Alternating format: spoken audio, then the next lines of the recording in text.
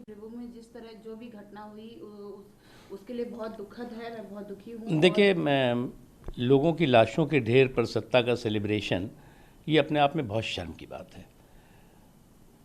वहाँ पर खून बह रहे हैं, बेगुनाह मारे जा रहे हैं, और ये कोई ऐसा तो है नहीं कि पश्चिम बंगाल में पहली बार हो रहा है।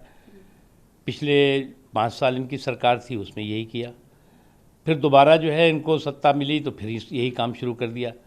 ऐसा लग रहा है कि इनका खून खराबा इनका धंधा बन गया है। और इस धंधे में जहाँ एक तरफ जो है वो सरकार कहीं ना कहीं जिम्मेदार दिखाई पड़ती है, और वहीं इस सरकार को के संरक्षण में अराजक तत्व, गुंडे, एंटी नेशनल फोर्सेस एक्टिव हैं, और सरकार हाथ में हाथ रख के बैठी रहती है, क्योंकि वो कुछ कर भी नहीं सकती। क्या कि उनके भरोसे ये सरकार में आए हैं, सत्ता में आए हैं, जी तो उनको कैसे ये छुएंगे। जी सर, पूरा देश श्रेन को देख के पीएम मोदी ने भी अपना जो दुख है देखिए, जिसके अंदर भी इंसानियत होगी वो निश्चित तौर से, ये केवल इंसानों का कत्ल नहीं हुआ है बल्कि इंसानियत का भी कत्लेआम किया गया है। और इंसान इस तरह से इंसानों और इंसानियत के कत्लेआम पर तृणमूल कांग्रेस की सरकार शर्मिंदा होने के बजाय उसको जो है जस्टिफाई करने की कोशिश कर रही है। जी सर, मैं मुझे ये कहना है कम्युनिटीज़ को लाया गया, उनको इंडिया पाकिस्तान की गन की नोक पर लाया गया। देखिए, एक बात बताएं, हम जो लोग अलगाववादियों और आतंकवादियों के कंधों पर बंदूक रख करके जम्मू कश्मीर के विकास और जम्मू कश्मीर के लोगों की शांति और सुकून का अपहरण कर रहे थे, वो आज बौखलाए हुए हैं।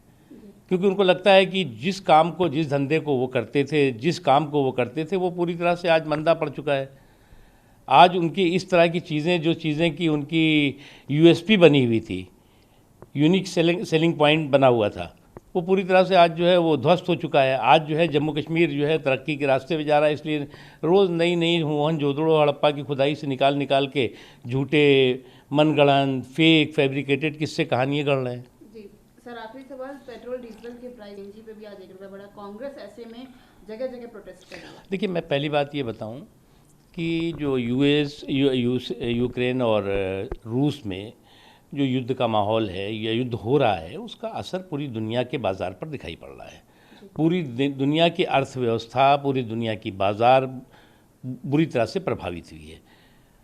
आज 2 वर्षों से जहाँ पूरी दुनिया जो है वो कोरोना का एक बहुत बड़ा संकट और कंटक झेल रही थी, वहीं पर हिंदुस्तान भी झेल रहा था। लेकिन आपको देखना होगा कि इन 2 सालों में दुनिया की आर्थिक तंगी और मंदी का ज़्यादा, कम से कम हिंदुस्तान पर असर पड़े, इसके लिए प्रधानमंत्री नरेंद्र मोदी जी का जो दूरदर्शी नेतृत्व है और निर्णय है, उससे जो है वो भारत जो है वो इस तरह के संकट से बाहर रहा। निश्चित तौर से आज जो है वो सप्लाई चेन की बात होती है, आपको जो है वो ऑयल बाहर से लेना होता है, और न केवल हमारा देश बल्कि जो अपने आप को पूरा संपन्न देश कहते हैं, चाहे अमेरिका हो, चाहे ब्रिटेन हो, चाहे जर्मनी हो, आप देखें वहाँ 20-20, 25-25% जो है वो एकदम से जंप हुआ है इस दौरान। हिंदुस्तान में हम ये नहीं कहते कि कांग्रेस पार्टी की तरह नहीं है कि उनके समय में जो है वो हर 2 महीने में, हर 1 महीने में जो आसमान छूती थी महंगाई, तो उसको वो जस्टिफाई करते थे।